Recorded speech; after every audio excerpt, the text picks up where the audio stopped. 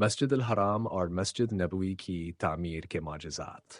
بھائیوں اور بہنوں، کیا آپ نے کبھی خانہ کعبہ، حرم یا مسجد نبوی کی زیارت کی ہے؟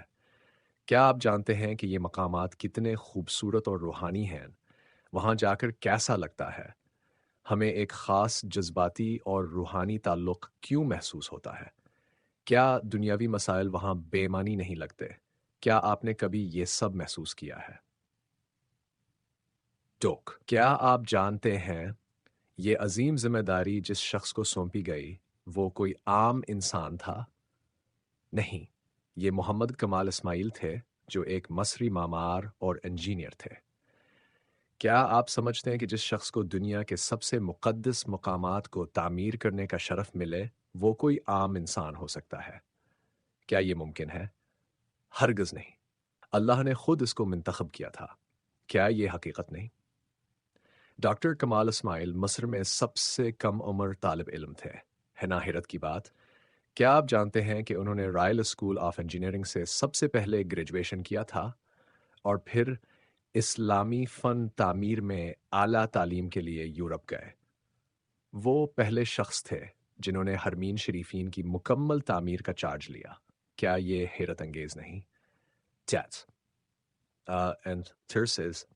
لیکن آپ سوچ رہے ہوں گے، اتنی اعلیٰ تعلیم اور بے پناہ تجربے کے باوجود انہوں نے اس طویل اور مشکل کام کے بدلے میں ایک پیسہ بھی کیوں نہیں لیا؟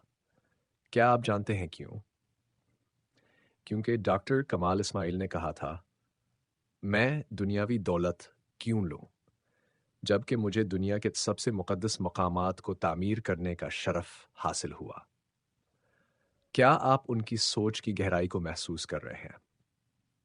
کیا یہ جان کر آپ کو حیرت ہوئی کہ حادثہ شخص کی پوری زندگی ایمان اور یقین کا عملی مظاہرہ تھی؟ وہ ایک ساد حسد نندگی گزارتے تھے اور زیادہ تر وقت عبادت میں مشغول رہتے تھے۔ کیا آپ نے کبھی سوچا کہ کوئی شخص اپنی زندگی کی سے اس طرح گزار سکتا ہے؟ وہ سوقت عارضی سال کے تھے جب انہوں نے حرمین شریفین کی تعمیر کا معاہدہ کیا۔ کیا آپ یہ سوچ سکتے؟ لیکن یہ معجزے صرف اس شخص تک محدود تھے؟ نہیں، یہ مقدس مقامات کی تعمیر میں استعمال ہونے والے مواد بھی اپنی نوعیت کے معجزات تھے۔ کیا آپ جانتے ہیں کہ سعودی عرب کی شدید گرمی کے باوجود حرمین شریفین کا فرش ہمیشہ ٹھنڈا کیوں رہتا ہے؟ کیا آپ جانتے ہیں کہ یہ نایاب سفید سنگ مرمر لبنان کے پہاڑوں سے ملتا ہے؟ And for 7. کیا آپ یقین کریں گے جب مسجد کی تعمیر شروع ہوئی تو بادشاہ نے ڈاکٹر کمال سے کہا کہ وہ وہی سنگ مرمر استعمال کریں جو انہوں نے سال پہلے حرم کے لیے خریدا تھا۔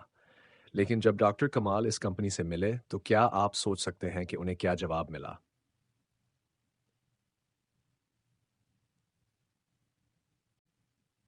کیا آپ کو یقین آتا ہے کہ وہ سنگ مرمر 5 سال سے وہاں موجود تھا، جیسے کہ وہ ڈاکٹر کمال کے آنے اور مسجد نبوی کی تعمیر کے لیے استعمال ہونے کا انتظار کر رہا ہو؟ کیا یہ معجزہ نہیں؟ نہیں۔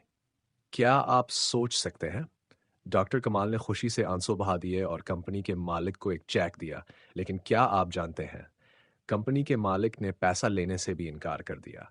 کیوں؟ کیونکہ وہ بھی جانتے تھے کہ وہ کس عظیم مقصد کے لیے یہ سب کر رہے ہیں۔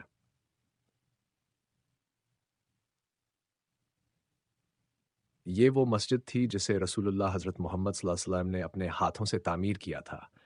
کیا آپ کو اس کی عظمت کا احساس ہوتا ہے؟ یہ وہ جگہ تھی جہاں خلیفہ راشدین نے اینٹیں رسول اللہ صلی اللہ علیہ وسلم کے ساتھ رکھی تھیں۔ کیا آپ کو اس کی تاریخ یاد ہے؟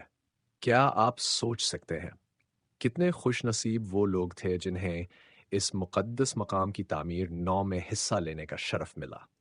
کیا یہ سوچ کر آپ کا دل نہیں بھر جاتا؟ لاکھوں مسلمان ہر سال آتے ہیں، اپنے ایمان کو تازہ کرتے ہیں اور اپنے رب سے قریب ہوتے ہیں۔